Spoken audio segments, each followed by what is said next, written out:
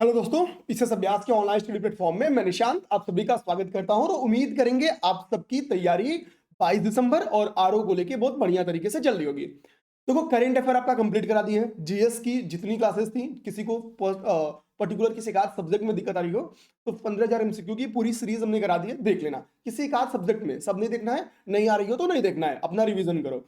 अच्छा, सबसे important topic और सबसे जो भयावह टॉपिक आप लोग को लगता है वो ये लगता है कि सर मिनरल वाला टॉपिक कैसे लगेगा, एग्रीकल्चर का डाटा वाला टॉपिक कैसे लगेगा। बहुत टफ। वास्तव में इस टॉपिक को वही कर पाएगा जो थोड़ा घोटने की क्षमता रखता हो, या जिसके पास ट्रिक्स हो, या फिर पीवाईक्यूज पे अच्छी पकड़ हो। और जिसके तीनों पे हो उसके लिए फिर ये टॉपिक बहुत आसान बन जाता है। अब रही बात हमारे स्टूडेंट्स की, तो भैया दिक्कत किसी को नहीं आएगी, जिम्मेदारी मेरी है तैयार कराना। एग्रीकल्चर, हॉर्टिकल्चर, इन दो के डाटा को इसी में हम लोग क्या करेंगे, मसाला भी ऐड कर लेंगे। इन सारे के डाटा को हम लोग एक साथ देखने वाले हैं आज की क्लास से। अगर हम लोग पूर्व वर्ष के प्रश्नों पे या ध्यान दें तो यहां से लगभग 3 प्रश्न बन के आते हैं। इसमें अगर हम लोग मिनरल को ऐड कर दें तो 2 प्रश्न मिनिमम अभी और ऐड हो जाएंगे, यानी यहां से 4 से 5 वर्ष हर वर्ष बन के आते हैं। तो पहला काम भैया, आज मैं एग्रीकल्चर और हॉर्टिकल्चर करा दे रहा हूं और विश्वास रखो एक एक चीज आपको समझ में आएगी, किसी को घोटना नहीं पड़ेगा, ट्रिक से पूरी चीजें खत्म हो जाएंगी। और ये पीडीएफ हम लोग अपने टेलीग्राम पे शेयर कर देंगे। टेलीग्राम पे आप लोग पीसीएस अभ्यास टाइप करोगे ना तो मिल जाएगा, नहीं तो यहाँ पे डिस्क्रिप्शन में नीचे मिल जाएगा, ठीक है। वहां पे आपको पीडीएफ प्रोवाइड करा दिया जाएगा। तो इसके लिए भी आप लोग नोट मत लेना, बस सुन लो, पीडीएफ की प्रिंट आउट जरूर निकाल के अपने पास रख लेना। अब हम लोग स्टार्ट करते हैं। देखो, हमको पता है, समझाता भी चल रहा हूं, कहीं कोई दिक्कत नहीं की। अगर हम लोग सकल जीवीए की बात करें तो कृषि और उससे संबंधित क्षेत्र हुआ, उद्योग हो या सर्विस सेक्टर हो। आजादी के समय क्या था कि एग्रीकल्चर की जो भूमिका थी वो बहुत ज्यादा थी, यानी 50% प्लस कंट्रीब्यूशन जो आपका था, या हम लोग कह लें लगभग 55% जो कंट्रीब्यूशन था, 55 प्लस कह सकते हैं, वो आपका आजादी के समय किसका था, एग्रीकल्चर का। लेकिन आज की हालत क्या है कि जीवीए में 17.7% भूमिका है। यह बताता है, ये स्थिति आपकी अराउंड 1950 की है। ये बताता है कि कृषि की भूमिका में लगातार गिरावट दर्ज की गई है, जबकि रोजगार सृजन में सबसे ज्यादा भूमिका किसकी है, एग्रीकल्चर की। और सर्विस सेक्टर में लगातार ग्रोथ देखने को मिल रही है, सर्विस सेक्टर में लगातार ग्रोथ। तो अगर ये स्टेटमेंट में क्वेश्चन बन के आया है, अब आप लोग समझ गए होंगे कि स्टेटमेंट कौन सा सही है कौन सा गलत। जीवीए में अभी वर्तमान में कितना है कंट्रीब्यूशन, 17.7%। अब मैं आपको एग्रीकल्चर का डाटा समझाने से पहले आपको याद करना होगा भैया कौन सी खरीफ फसलें हैं और कौन सी रबी फसलें हैं। ये चार्ट आपको इजिली जब एमएसपी आप तैयार करते हो ना तो एमएसपी के चार्ट से मिलता है। आपको पता भी होगा, नहीं पता होगा। देखो, एमएसपी हमको पता है कि भैया 22 फसलों के लिए एमएसपी आपकी प्रोवाइड की जाती है, ठीक है। टोटल 22 फसलों के लिए, रबी और खरीफ को मिला के। अब ध्यान देना, एमएसपी की संस्तुति कौन करता है, तो कृषि लागत एवं मूल्य आयोग के द्वारा की जाती है। पीटी का ये सेपरेटली एक क्वेश्चन बन के आ सकता है। 1965 में इसकी हम लोग कह सकते हैं स्थापना की गई थी, कृषि लागत एवं मूल्य आयोग की। अब आपका काम क्या होना चाहिए मेरे भाई, आपको खरीफ फसल कौन कौन सी है और रबी फसल कौन कौन सी है याद रहना चाहिए। जैसे धान, रागी, बाजरा, मक्का, मूंग, उड़द, मूंगफली, सूरजमुखी, सोयाबीन और रामतिल, ये आपकी खरीफ की फसल होगी। गेहूं, जौ, चना, सरसों, मसूर, ये सब आपकी क्या होगी, बेसिकली रबी की फसलें होगी। अब बोलोगे सर रबी और खरीफ की फसलें तो मानते हैं पेपर में आ जाएगा, आता भी है। आप अगर पीवाईक्यू पढ़ रहे होगे तो आपको भी पता होगा। इंपॉर्टेंट एमएसपी के पॉइंट ऑफ व्यू से क्या है, यहीं पे समझ जाओ। एमएसपी के पॉइंट ऑफ व्यू से जो इंपॉर्टेंट है वो ये है, पेपर में आता है कि धान की फसल में कुल कितनी एमएसपी बढ़ाई गई, गेहूं के फसल में कुल कितनी एमएसपी बढ़ाई गई और वर्तमान में इसकी प्राइस कितनी है। तो धान की फसल में 117 रुपए एमएसपी बढ़ाएगी, गेहूं की फसल में, ठीक है, यानी रबी की फसल में खासतौर पर गेहूं में 125 रुपए एमएसपी बढ़ाई गई है। ओके, सर्वाधिक फसलें एमएसपी में किसकी शामिल है, तो वो खरीफ फसलें शामिल है, आपको स्क्रीन से ही दिख रहा होगा। ओके, तो एक तो ये फैक्ट हम याद करेंगे। वर्तमान में एमएसपी के बहुत ज्यादा धान की कितनी प्राइस हो गई है 2300 और गेहूं की 2275, 2275, ठीक है। तो ये आपके पेपर में आए हुए हैं, इस टाइप के क्वेश्चन मेरे भाई पेपर में आया है। आपको याद रखना होगा, धान में एमएसपी में ग्रोथ हुई है 170 और गेहूं में 125, ये इंपॉर्टेंट हो गया। अब एमएसपी सर्वाधिक किस फसल में बढ़ी, ये याद रखो। तो खरीफ की फसल की अगर हम लोग बात करेंगे तो रामतिल, जिसको हम लोग नाइजर सीड के नाम से जानते हैं, नाइजर सीड में आपकी एमएसपी सर्वाधिक वृद्धि होती है। ध्यान देना कितना, तो 983 रुपीज में ग्रोथ की जाती है, 983 रुपए बढ़ाए गए हैं एमएसपी। ठीक है, टोटल कितना, अच्छा आप ऐसे भी समझ सकते हो कि 1000 बोल सकते हो, क्यों, आप इसी 83 में ये 17 जोड़ोगे तो कितना हो जाएगा 1000। दिमाग में रखो कि 8700, इससे दिमाग में रखेगा कि 983 रुपए बढ़ाने से, ठीक है, जो डाटा निकल गया, जितना अभी रामतिल का एग्जैक्ट एमएसपी हो गया है वो हो गया 8717, यानी लास्ट में 17 है, ठीक है, कितना है लास्ट में, तो 1000 में से 17 घटाओ, जितना बचेगा वो आपका हो गया कितना, एमएसपी में जो ग्रोथ हुई है। इसी तरीके से आपको मसूर का तैयार करना है, 425 रुपए की ग्रोथ हुई है और इसके साथ 6425 रुपए हो गए। तो यानी रबी और खरीफ की फसलों में हाईएस्ट एमएसपी ग्रोथ किन किन फसल में हुआ है, तो रामतिल और आपका हो गया मसूर इधर। ओके, ये चीज आपको तैयार हो गया। अब मैं फसलों में अग्रणी राज्य आपको तैयार कर रहा हूं, बहुत ध्यान से देखना, किसी को याद नहीं करना पड़ेगा, हंसते खेलते तैयार हो जाएगा। यहां से एक बात और बता दें, जो आपकी अपडेटेड आय दृष्टि 2 मंथ की आई है, इसमें जो होगा हम लोग उसके बेस एक एमसीक्यू की सीरीज पहले 500 बनवाए थे, 100 एमसीक्यूज ऐड कर रहे हैं, वो आपको पीडीएफ नंबर 6 के रूप में आपको प्रोवाइड करा दिया जाएगा, जो हम लोग का करेंट अफेयर की बैच, मतलब वो एमसीक्यू बैच है उसके साथ, ठीक है। बैच की फीस केवल 100 रुपए रखी गई है, तो आप लोग उसको संपर्क करके जरूर ले, ठीक है, बहुत ही सस्ते में, आप देखो 99 में उसको स्टार्ट किया गया है। टोटल 600 क्वेश्चंस अपडेटेड पीडीएफ से हैं, तो एकदम मतलब अपडेटेड और जो पिछली दृष्टि आई उसको मिला के। अब हम लोग और भी बातचीत कर लेते हैं, बातचीत में हम लोग आएंगे पहले फसल के ऊपर, ठीक है। जब हम लोग फसल के ऊपर आते हैं तो देखो मैंने क्या लिखा है, एक लाइन, हमेशा पढ़ते समय इन चीजों का आपको ध्यान देना होता है, ठीक।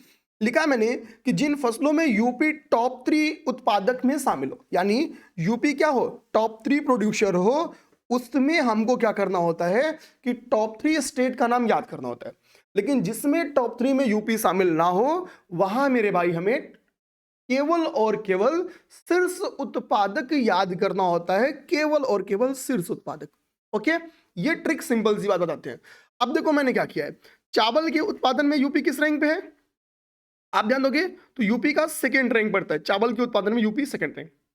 गेहूं के उत्पादन में हम लोग लाइन से चलते हैं, देखो चावल के उत्पादन में जिसको भी पुराना डाटा याद होगा, जिन्होंने अपडेट नहीं किया होगा, वो एक गलती यहां करेंगे चावल में, और एक गलती भी मैं बताऊंगा और कहां जाके करेंगे। अब पहले वेस्ट बंगाल चावल का टॉप प्रोड्यूसर था, अब थर्ड पे चला गया, तेलंगाना फर्स्ट पे आ गया, तेलंगाना ने लीड लेके फर्स्ट आ गया। ये तो वेरी इंपॉर्टेंट है, मुझे लगता है कि ये पेपर में इस बार क्वेश्चन बन के आपके आ सकता है, तो हम लोग दिमाग में रखेंगे। तेलंगाना, फिर यूपी, फिर वेस्ट बंगाल। चावल के प्रोडक्शन में यूपी आपका पूरे भारत में 11.50 यानी लगभग 11.5% का कंट्रीब्यूशन लगता है, 12.43 के करीब में परसेंटेज आपका तेलंगाना का है, मतलब कोई दिक्कत नहीं है, बस 11.5 यूपी का एक बार दिमाग में रख लेना है, आएगा तो टिक मारेंगे, नहीं आएगा तो कोई बात नहीं। गेहूं के उत्पादन में हमको पता है रैंक 1 पे यूपी है, रैंक 2 पे एमपी है और रैंक 3 पे पंजाब है। हमको पता है हरित क्रांति जब आती है, हरित क्रांति कब आती है, अराउंड 1964 के अराउंड आती है। स्वामीनाथन जी हमको पता है हरित क्रांति के जनक कहे जाते हैं। विश्व में हरित क्रांति का जनक कौन कहा जाता है, आप बता सकते हैं। स्वामीनाथन जी को इस बार भारत रत्न से नवाजा गया। स्वामीनाथन जी के साथ अन्य किन 4 पर्सनालिटीज को दिया गया भारत रत्न, ये बात आप लोग कमेंट करके बता दो।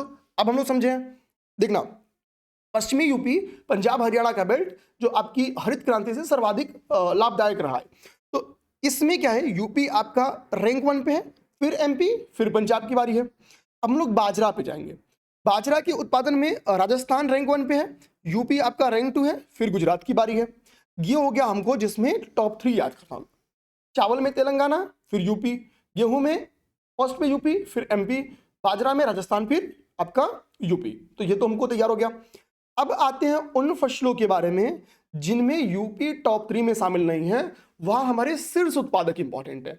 जैसे मैंने मक्का और राई एक साथ लिखा है, मक्का और राई का जो शीर्ष उत्पादक है, ध्यान देना मेरे भाई, वो है आपका कर्नाटक। कौन है, कर्नाटक, शीर्ष उत्पादक कर्नाटक है। ज्वार का शीर्ष उत्पादक कौन है, तो ज्वार का शीर्ष उत्पादक आपका महाराष्ट्र है। ज्वार का शीर्ष उत्पादक महाराष्ट्र है। यहां पे हमने फसल देख लिया, फसल बहुत आराम से उम्मीद करेंगे आप सबको समझ में आ गया होगा। अब हम लोग बात करेंगे दलहनी फसलों का। यहां ध्यान देना, देखो मैंने यहां पे क्या लिखा है, ये यहां से हम लोग बात कर रहे हैं दलहनी फसलों का। ओके, दलहनी फसलों का। आपको दलहनी फसलों में नॉर्मली हम लोग दलहनी फसलों में किसका यूज करते हैं, चना, उड़द, मूंग, ओके, अरहर, यही सब तो यूज करते हैं। अब हमको समझना होगा जो हमारे काम की चीज है, काम की चीज ये है, देखो एक लाइन मैं बोल रहा हूं उसको याद करना। दलहनी फसलों के उत्पादन में मध्य प्रदेश अग्रणी राज्य है। विशेषकर जो 4 प्रमुख दलहनी फसलें हैं आपकी, उनमें अरहर को छोड़कर अन्य 3 में मध्य प्रदेश टॉप यानी शीर्ष उत्पादक है। जैसे चना, दूसरा दलहनी फसल आपका हो गया उड़द, तीसरी दलहनी फसल आपकी हो गई मूंग, और चौथी दलहनी फसल आपकी हो गई अरहर। तो चना, उड़द और मूंग में मध्य प्रदेश टॉप यानी शीर्ष उत्पादक है। अर्थात क्या है, दलहन में अग्रणी राज्य पूछे कौन सा है, तो मध्य प्रदेश। अरहर में कौन है, कर्नाटक। हमारे यहां भी अरहर बहुत ज्यादा होता है, लेकिन हम अरहर में यूपी, देखो यहां पे मैंने क्या लिखा है, यहां पे मैंने यूपी के टर्म्स में लिखा है, यहां पे यूपी के टर्म्स में, यूपी के टर्म्स में क्या लिखा है कि यूपी यहां पे क्या है आपका सेकेंड रैंक रखता है, ध्यान देना, उड़द के उत्पादन में, और अरहर में थर्ड रैंक रखता है कौन, उत्तर प्रदेश, यूपी। ओके, यहां पे एक नोट करके मैंने लाइन लिख दी ताकि आपके दिमाग में बैठ जाए कि दलहनी फसल में, किसी भी दलहनी फसल में उत्तर प्रदेश प्रथम स्थान पर नहीं है, उड़द में सेकेंड पे है, और अरहर में थर्ड रैंक पे स्थित है। अब हम लोग फसल के बाद से दलहन खत्म कर लिया, अब हमारी बारी है तिलहन की। तिलहन के तो किसी भी टॉप उत्पादक में यूपी नहीं है, न दलहन में टॉप उत्पादक यूपी है, न तिलहन में टॉप उत्पादक यूपी है। तिलहन में टॉप 3 में भी कहीं यूपी शामिल नहीं है, इसी के लिए हमने केवल अग्रणी राज्य लिखा है। तो सोयाबीन का अग्रणी राज्य, ध्यान देना, सोयाबीन का अग्रणी राज्य आपका क्या है, तो सोयाबीन का अग्रणी राज्य आपका हो गया एमपी। मूंगफली का अग्रणी राज्य क्या हो गया, मूंगफली का गुजरात। रेपसीड का अग्रणी राज्य कौन हो गया, राजस्थान। और सूरजमुखी का आपका अग्रणी राज्य कौन हो गया, तो सूरजमुखी का आपका अग्रणी राज्य हो गया कर्नाटक। ठीक है, सूरजमुखी का अग्रणी राज्य आपका हो गया कर्नाटक। अब देखेंगे ये हम लोग को क्या करना है, ये हम लोग को एकदम याद कर जाना है, यहां से गलती नहीं होनी चाहिए। मेन चांस है कि आप सोयाबीन में पुराना डाटा पढ़ोगे तो गलती करो, क्योंकि सोयाबीन की अग्रणी उत्पादक में हमेशा महाराष्ट्र रहा है। पिछले 1 सालों से एमपी ने महाराष्ट्र को लीड कर दिया है, हरा दिया है। ठीक है, तो पुराने डाटा अगर आपके याद होंगे तो वहां पे आपके दिमाग में महाराष्ट्र होगा, यहां गुजरात आपका मध्य प्रदेश है। इसी तरीके से एक चेंजिंग आपके ध्यान में आया है, तो ये दो बेसिकली चेंजिंग हुआ है, हमको याद करना अत्यंत आवश्यक है। ओके, ये हमारा हो गया। अब हम लोग क्या करते हैं, कुछ अन्य जो फसलें हैं जिनको अब तक हमने क्या देखा, दलहन, तिलहन, इन सबको देख लिया। अब हम कुछ अन्य फसलों को, खासतौर पे जो नगदी हमारी फसलें हैं, ठीक है, नगदी फसलों को देखते हैं। नगदी फसलों में केवल गन्ना को छोड़ दो आप लोग, तो भाई गन्ना में शीर्ष उत्पादक कौन है, गन्ना में शीर्ष उत्पादक उत्तर प्रदेश है। बाकी किसी नगदी फसल के उत्पादन में यूपी प्रथम स्थान नहीं रखता है। तो गन्ना में यूपी है, फिर महाराष्ट्र, फिर कर्नाटका। यूपी भारत की 46.40% गन्ने का उत्पादन खुद करता है। ठीक है, तो स्टेटमेंट पेपर में आ जाए कि यूपी 2/3 से अधिक गन्ने का उत्पादन करता है। ठीक, तो आप क्या मानोगे, स्टेटमेंट को सही या गलत, या आधे से अधिक गन्ने का उत्पादन अकेले यूपी करता है, तो ये दोनों स्टेटमेंट को पता गलत हो जाएंगे। लेकिन 1/3 से तो अधिक करता है, लगभग 50% है, 46.40%। ओके, टॉप 3 उत्पादक में आपका शामिल है यूपी, महाराष्ट्र और कर्नाटका, ये ध्यान देना। मेस्ता के उत्पादन में बिहार, बीपीएससी वाले ध्यान में रखना मेरे भाई, मेस्ता के उत्पादन में बिहार टॉप पे है, जूट के उत्पादन में वेस्ट बंगाल टॉप पे है, और कपास के उत्पादन में गुजरात टॉप पे है। आपको बता दें, कपास के उत्पादन में वैश्विक स्तर पर भारत टॉप पे है। ओके, तो जूट के उत्पादन में पश्चिम बंगाल, कपास के उत्पादन में गुजरात, मेस्ता के उत्पादन में बिहार, और गन्ना तो यूपी आपका हो गया। ओके, अब हम लोग आते हैं वैश्विक स्तर पर, देखेंगे कि भैया वैश्विक स्तर पर क्या हालचाल है। एक बार हम लोग वैश्विक स्तर पर हालचाल को देखने की कोशिश करते हैं। वैश्विक स्तर पर आपको मैंने क्या किया, बहुत आप उठा के देखना, फैक्ट्स इतनी बोझिल हैं कि शायद ही आपको याद हो पाए, उसको मैंने बहुत बढ़िया तरीके से अरेंज किया है। अब जब पढ़ोगे तो मैक्सिमम में क्या है, जहां चीन फर्स्ट पे है, भारत सेकेंड रैंक पे है। तो हम पहले उन फसलों को याद करेंगे ये जिनमें चीन प्रथम स्थान पे है और भारत द्वितीय स्थान रखता है। जैसे फॉर एग्जाम्पल हम लोग याद करते हैं चावल में अग्रणी राज्य कौन सा है, हमको होता है तेलंगाना, हमने भी जस्ट याद किया। गेहूं में अग्रणी राज्य कौन सा है, यूपी। तो देखो चावल, गेहूं, मूंगफली, चाय, तंबाकू और गन्ना। अब बताओ गन्ना निषेध, विश्व गन्ना निषेध दिवस कब मनाया जाता है, विश्व तंबाकू निषेध दिवस कब मनाया जाता है। इस बार तंबाकू निषेध दिवस की थीम क्या थी बता दो, तंबाकू पर किस भारतीय राजा ने प्रतिबंध, या किस मध्यकालीन भारतीय राजा ने प्रतिबंध लगाया था? ये आप कमेंट कर दो, 3 क्वेश्चन। ओके, हाल ही में ब्रांड एम्बेसडर कौन बनाया गया तंबाकू निरोध कार्यक्रम का? तो ये आप बता सकते हो। अब देखो, चावल, गेहूं, मूंगफली, चाय, तंबाकू, इनमें चीन प्रथम स्थान पे है, भारत द्वितीय स्थान पे है। एक जगह केवल गन्ना है, ध्यान देना, गन्ना जो कि हमको पता है एक वाणिज्यिक फसल है, इसमें चीन की जगह ब्राजील प्रथम स्थान पे है, भारत द्वितीय स्थान पे है, चाइना तृतीय स्थान पे है। ओके, बाकी सबका तृतीय भी याद करने का मन होगा तो आप याद कर जाना। तो ये बहुत सिंपल तरीका हो गया, हमने चावल, गेहूं, मूंगफली, चाय, तंबाकू, गन्ना याद कर लिया, पता भी नहीं चला। ठीक है, अब आते हैं, भारत कुछ फसलों के उत्पादन में शीर्ष स्थान रखता है। मैंने अभी जस्ट आपको बताया कि भैया कपास के उत्पादन में शीर्ष स्थान कौन रखता है, तो कपास के उत्पादन में शीर्ष स्थान जो रखता है वो आपका है गुजरात। ऊपर हमने जस्ट क्या पढ़ा, अगर हम लोग राज्यवार बात करें तो गुजरात। यहां पे देखो, कपास हुआ, दाल हो, जूट हो, इनके शीर्ष उत्पादन अगर हम लोग वैश्विक स्तर पर मेरे भाई देखेंगे तो आपका भारत है शीर्ष उत्पादक।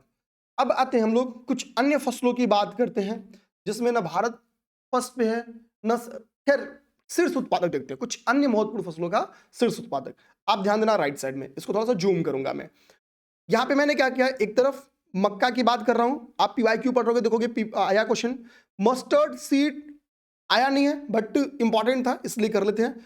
सोयाबीन पे आया हुआ है क्वेश्चन, कॉफी में कई बार आया है, प्राकृतिक रबड़ कई बार आया है। सबसे इंपॉर्टेंट जो आपकी स्क्रीन पे है वो मक्का, सोयाबीन, कॉफी और प्राकृतिक रबड़, इसमें मस्टर्ड सीड मैंने ऐड कर दिया है।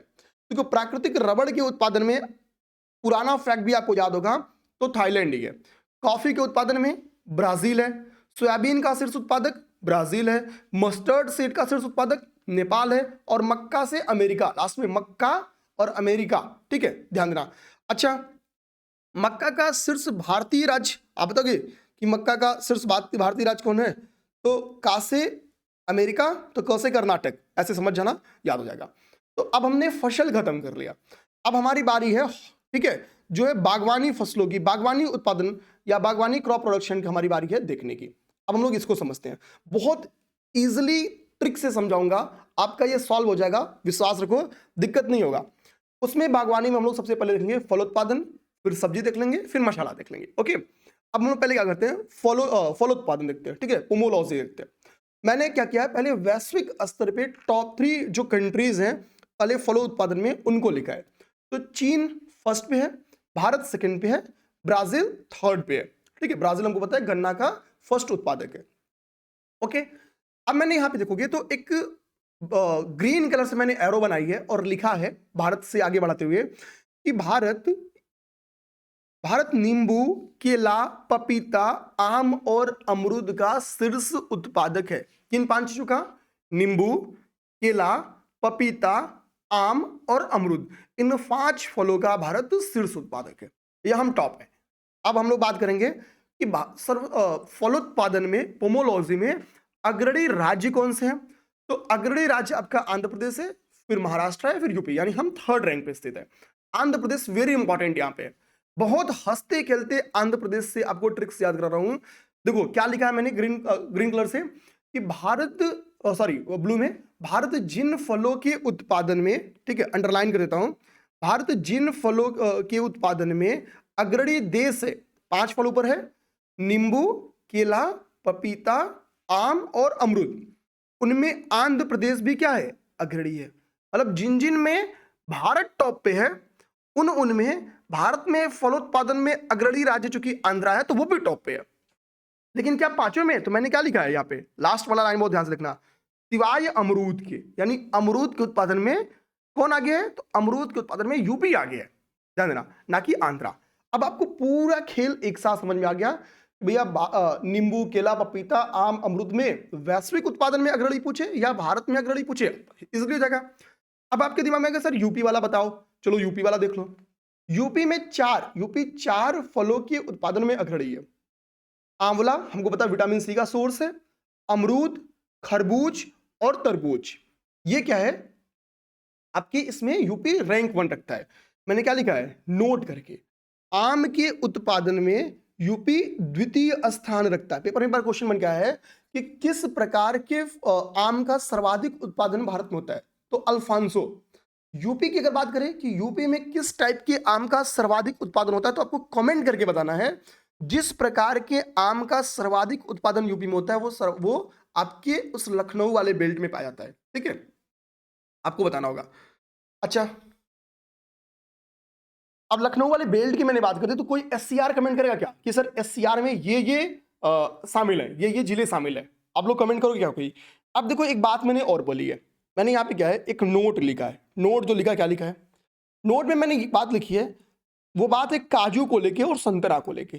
ठीक है, काजू के उत्पादन की भारत काजू और संतरा के उत्पादन में किस रैंक पे है? तो भारत काजू और संतरा के उत्पादन में द्वितीय स्थान रखता है, सेकेंड स्थान रखता है। ठीक है, इन दोनों के। तो प्रथम स्थान पे कौन है? तो काजू के उत्पादन में प्रथम स्थान पे कोट दी आइवरी, और संतरा के उत्पादन में प्रथम स्थान पे आपका कौन है? तो ब्राजील, संतरा के उत्पादन में। ये आपका तैयार हो गया। ओके, अब हमारा अगले 5 मिनट में क्या, अगले 2 मिनट में क्लास खत्म होने वाली है। तो प्लीज अगर वीडियो अच्छी लगी हो तो वीडियो को एक बार लाइक कर देना, चैनल को सब्सक्राइब जरूर कर देना और वीडियो एक बार शेयर कर देना। ठीक है, रही बात इसकी पीडीएफ की, तो हम अपने टेलीग्राम पे इसको प्रोवाइड कराएंगे। आप हमारे टेलीग्राम से जरूर जुड़ जाएं, डिस्क्रिप्शन बॉक्स में टेलीग्राम का डिटेल लिखा होगा, पीछे सब आप सर्च करोगे तो भी आपको टेलीग्राम चैनल हमारा मिल जाएगा। साथ ही आपको बता दें, प्रीलिम्स की प्रैक्टिस सेट हम अपनी पूरी टेस्ट सीरीज को एक साथ प्रोवाइड करा दे रहे हैं आपको। अराउंड 15 टेस्ट उसमें है, जिसमें full test, 2 current affair, 1 CSAT के टेस्ट उसमें इंक्लूड है। तो आपको एक साथ केवल 199 में प्रोवाइड करा दिया जा रहा है। तो बेहतर है 15 दिन एग्जाम, 15 दिन आप डेली एक एक पेपर को प्रैक्टिस कर सकते हो। दूसरा, जिसको केवल करेंट अफेयर की प्रैक्टिस करनी है, उसके लिए हमने करेंट अफेयर की एमसीक्यू 600 आपकी 500 का हम लोग का वादा था, 500 हम लोग करा दे रहे हैं। प्लस हम लोग की पूरी कोशिश है कि अपडेटेड जो आया है उसको भी 100 क्वेश्चन आपका प्रैक्टिस करा दे। ठीक है, तो ये आपको मिलने वाली है। जिसको करंट अफेयर एमसीक्यू चाहिए, टॉपिक बेस्ड आई दृष्टि, तो वो आपको वहां प्रोवाइड करा दिया जाएगा। ठीक है, जो स्क्रीन पे नंबर जा रहा है ना, उस पर आपको मैसेज कर लेना है। सीसेट में अगर किसी को प्रॉब्लम आ रही हो तो 15 क्लास की सीसेट की बैच ले ली गई है, बहुत ही बेहतरीन। आप आराम से 1.5 पे सुन के उसको 10 से 12 घंटे में कंप्लीट कर लेंगे पूरी सीसेट, और वो क्लास कंप्लीट करते ही सीसेट से डर खत्म, सीसेट आपकी क्वालिफाई हो जाएगी। तो आपको वहां पे करना नहीं है, 33 का स्कोर करना है, पार हो जाएगा। ओके, तो स्क्रीन पे जो नंबर जा रहा है भाई, उस पर संपर्क कर लेना, और एक बार टेलीग्राम से आप सब जुड़ जाओ, ताकि जो पीडीएफ है वो मिल जाएगा वहीं पे। बाकी हम लोग प्रीलिम्स से रिलेटेड और भी जो चीजें इंपॉर्टेंट वहां पे शेयर करते रहते हैं, आप लोग टेलीग्राम से देख सकते हो। वेजिटेबल प्रोडक्शन में जाते हैं। तो वेजिटेबल का शीर्ष उत्पादक कौन है? तो वेजिटेबल का शीर्ष उत्पादक है चाइना, फिर भारत, फिर अमेरिका। ये टॉप 3 वेजिटेबल के उत्पादक हो गए। अब बात आती है राज्य स्तर पे, तो यूपी, वेस्ट बंगाल और एमपी ये राज्य स्तर पे शीर्ष उत्पादक है। आलू के उत्पादन में उत्तर प्रदेश अग्रणी स्थान रखता है। ओके, उत्तर प्रदेश आलू के उत्पादन में क्या करता है? अग्रणी स्थान रखता है। ये चीज आप लोग दिमाग में रख लेना है। ओके, नेक्स्ट हम देखेंगे मसाला प्रोडक्शन के ऊपर। तो मसाला के प्रोडक्शन में भारत रैंक 1 पे है, इथियोपिया फिर तुर्की है। तो यानी शीर्ष मसालों का उत्पादक, ठीक है, आपका भारत है। इसके बाद से आपकी बारी किसकी है? इसके बाद से बारी आपकी इथियोपिया की है, फिर तुर्की की है। राज्य स्तर पे सर्वाधिक मसाला का उत्पादन एमपी करता है, फिर राजस्थान, फिर गुजरात। ठीक है, तो यहाँ पे भारत और एमपी दिमाग में रखना है। हमको पता होना चाहिए कि काली मिर्च को हम लोग मसालों का राजा कहते हैं। काली मिर्च को हम लोग क्या कहते हैं? मसालों का राजा कहते हैं। और इलायची को हम लोग मसालों का क्या कहते हैं? रानी कहते हैं। तो इस मसालों के राजा और रानी का टॉप प्रोड्यूसर कौन है? तो कर्नाटक सर्वाधिक काली मिर्च का उत्पादन करता है, उसका से केरल और असम की बारी है।